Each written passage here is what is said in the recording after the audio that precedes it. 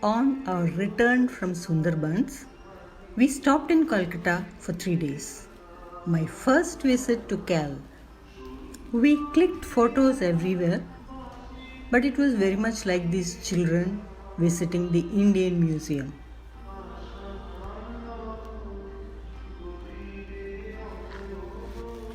No guide, no context to what we saw and clicked. Then I came across the book 10 Walks in Calcutta. Prosenjit Das Gupta, the author, agreed to do a book reading. Now watch the pictures come alive. The feel of a city, be it London, Paris, Cairo or Calcutta, is as much in the wide avenues, the architecture of the private and public buildings, as in the people who breathe life into it. Traders and men from overseas thronged to Calcutta. The first were the Armenians, who had set up business since the early 1700s. From spices to muslin and indigo, from jute and shellac to collieries and real estate, there was little that the enterprising Armenians didn't dabble at. The Jews followed, although Jews had long been doing business in India. Calcutta was a relatively new outpost, mainly comprising of the community from Syria and Baghdad. If industry, coupled with enterprise, is a virtue twice over, then the Chinese settlers in Calcutta have a surfeit of it. The earliest record of Chinese settlers doing business in Calcutta go back to about 1780. They entered the sugar mill business with the encouragement of the British, but their skills and ingenuity really shone in carpentry and cabinet making, boat and ship repair, and last but not the least, shoemaking. Another major influence on Calcutta and its social and cultural life came in the wake of two tragedies, separated by about 60 years. The first was the defeat and decapitation of Tipu Sultan in South India in 1795, following which his sons and family were moved by the British authorities to Taliganj in South Calcutta around 1806.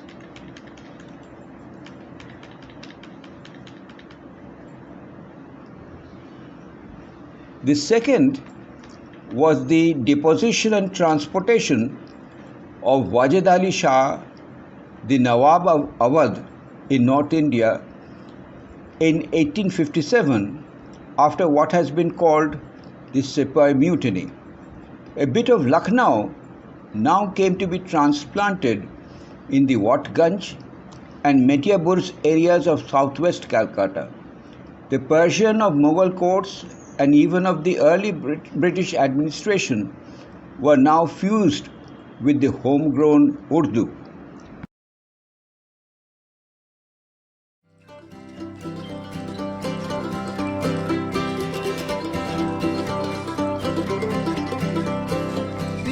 আগে রাতটা যেমন তেমনি গল্পের গোড়া এক দেশের এক রাজার ছিল আটটা ঘোড়া একটা গল্প বলি শুনুন একটা গল্প বলি শুনুন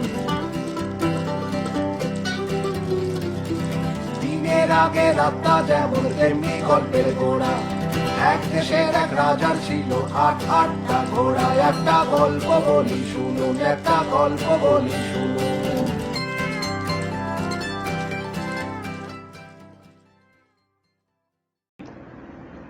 It was in the village of Sutanoti, near and about the Nimtala Ghat or the landing place of the Hooghly River, that on a sultry afternoon on 24th August 1690, Job Charnock, an official of the East India Company, came ashore to locate a new trading post for his employers. The area had already been seeing considerable trade in cotton yarn, printed cotton goods, salt, saltpeter, lime, etc. Originally, what Calcutta today has come to be was given by the imperial firman of the Mughals to the family of the Shabarno Roy Chaudhuri family of Borisha in the southern suburb of the city.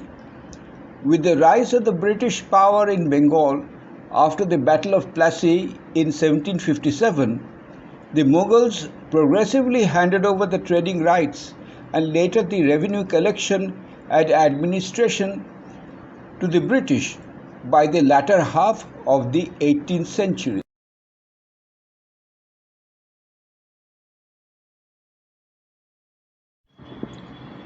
But Calcutta derived its very special flavor of unrestrained opulence, indolence, and a certain genteel decadence only from the Bengali gentry, many of whom were initially collaborators with the British.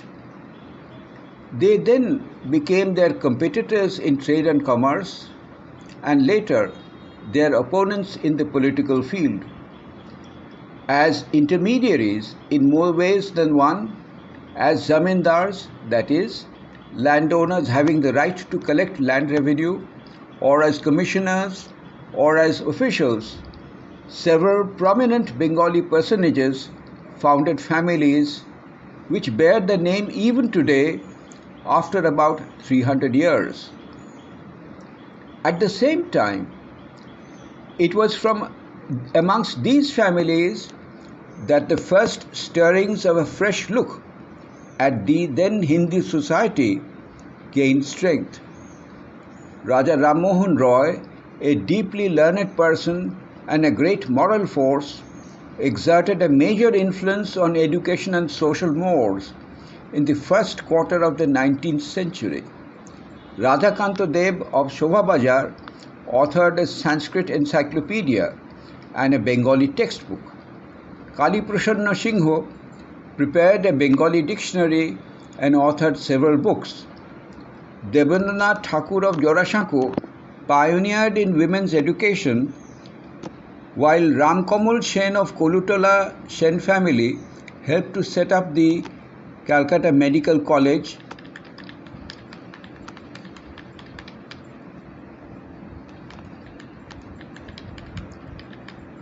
With such a rich background of economic, social and cultural life, it was but natural that this should be suitably reflected in the architecture of Calcutta.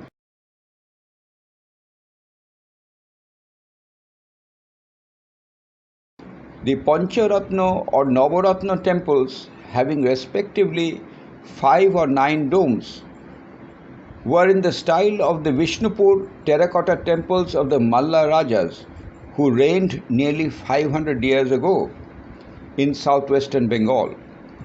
The second type draws on the ancient and antique Grecian and the later Palladian Renaissance norms in dimensions, spacing and ordering of pillars. The aspect of the roof, which is usually flat or graduated or domed, the pediments, that is, the triangular or arch projection on top of a roof or a door or window, and different types of arches by themselves or in combination with pillars, etc.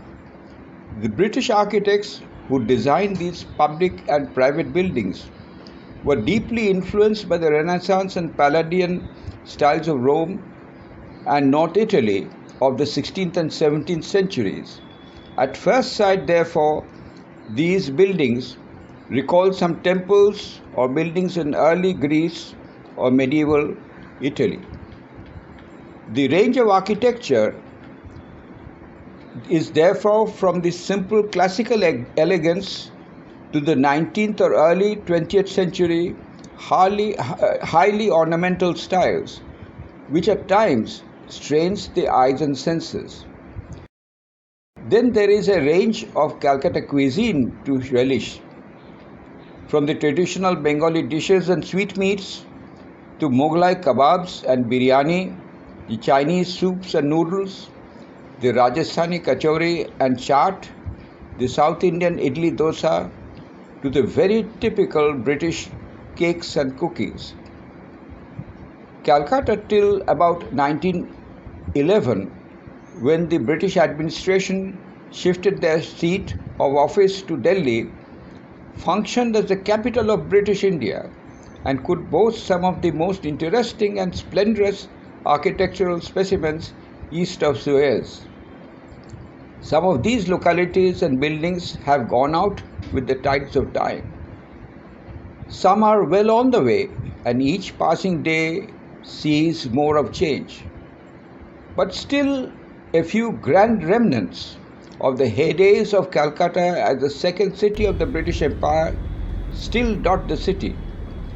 Their beautiful proportions and gracious lines, overlaid as they are by grime and ravages of time, are still a pleasure for the beholder.